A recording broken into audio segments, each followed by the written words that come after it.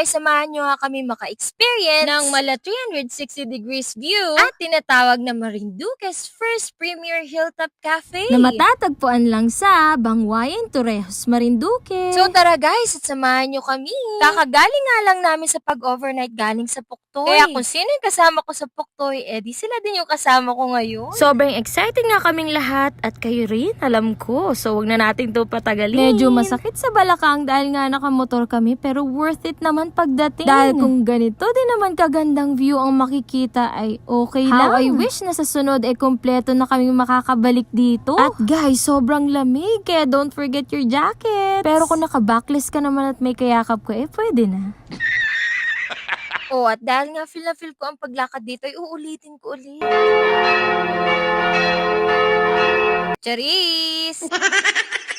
Deserve nga nating pumunta dito dahil bakasyon naman. Kaya isama nyo na ang buong pamilya, barkada. Oo, lahat isama nyo. Isakto nyo nga lang sa magandang panahon para safe kayong makauwi at makarating. Medyo marami nga ang tao ngayon dahil weekend. Diyan!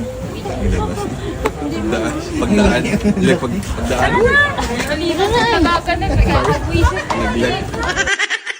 Mga issue talaga ang mga bata ngayon. Talagang aakalain mo nga na nasa Tagaytay ka pero hindi, nasa Marinduque ka lang. At dahil nga medyo may kalayuan ang biyahe namin at tanghali na rin tara, kain naman tayo. Grabe, sobrang lamig.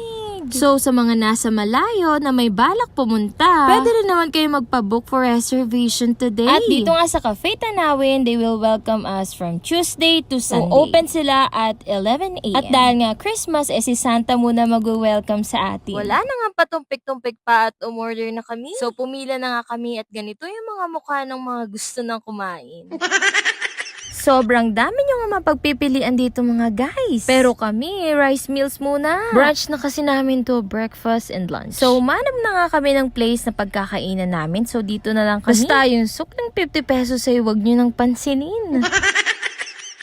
So, para sa mga gustong magpalamig, hindi ng relasyon ha, ng katawan. Pumunta na kayo dito dahil deserve nyo to. Sabay-sabay tayong mag-chill. At kahit saang sulok ka nga tumingin ay napaka-instagrammable din. Sus, kung kasama ko lang yung mga pamangkin ko dito ay namang tuwa So nun. Guys, dumating na nga ang mga order namin so kain na tayo. Hindi pa nga ubos mukhang mapapa-extra rice yung katabi ko. So for our order, pumili lang kami ng fried quarter chicken with hotdog sandwich and fried potatoes. And salted caramel naman for our drinks. Sobrang sulit nga dahil yung fried quarter chicken nila is with java rice na. Tapos chill lang and then kwentuhan. So hanggang dito na lang muna tayo guys and thank you sa panonood. See you in my next vlog. Mwah!